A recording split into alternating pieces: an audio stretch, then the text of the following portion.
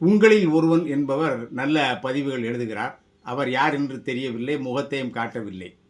இன்று காலையில் கரு வயிற்றுக்குள்ளே இருக்கின்ற கருவை வெளியே செயற்கை கரு அறையை உருவாக்கி வளர்ப்பது பற்றிய ஒரு கட்டுரையை மொழிபெயர்த்து போட்டிருக்கிறார். கூகுள் மொழிபெயர்ப்பை அப்படியே போடுவதை படிக்க முடியாது. நானும் கூகுள் மொழிபெயர்ப்பு செய்கிறேன். அதை அப்படியே என் நடைக்கு மாற்றி எழுதி விடுகிறேன். மேலும் தமிழில் நான் ஏராளமான சீர்திருத்தங்களை சொல்லி 2006ஆம் ஆண்டு தமிழ்நாடா டமிழ் நடுவா என்ற புத்தகத்தை எழுதினேன். இதில் சொன்ன சீர்திருத்தங்கள் பல இப்பொழுது நிறைவேறி வருகின்றன. குறிப்பாக இதில் சொன்ன நான் எழுதியிருக்கின்ற 11 வரிகள் கடந்த மாதம் சென்னை உயர்நீதிமன்ற தீர்ப்பில் அப்படியே இருக்கின்றது. இதையெல்லாம் சொன்னால் நீ ஒரு தற்பெருமைக்காரன் என்று ஒரு தம்பி இன்றை வசைபாடி இருக்கிறார்.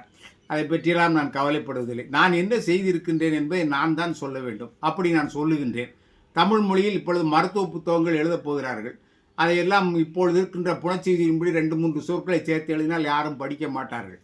ஒவ்வொரு தமிழ் சொல்லையும் தனித்தனியாக முழுமையாக எழுத வேண்டும். புணர்ச்சி என்பது கிடையாது. அது 2 சொற்களை சேர்த்து ஒரு புதிய சொல்லை ஆக்குவதற்கு புணர்ச்சி விதி பயன்படும்.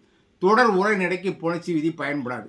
ஏனென்றால் உரைநடை என்பதே தமிழில் புதிய வடிவம் தானே. அதற்கு எப்படி இலக்கணம் இருக்க முடியும்? கிடையாது.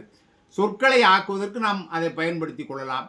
2 பணியில் ஈடுபடுத்தப்பட்டிருக்கின்றார்கள் என்பது 21 எழுத்து ஆணைமுத்து எழுதியிருந்தார். நான் அவரை நேரில் சந்தித்து சொன்னேன்.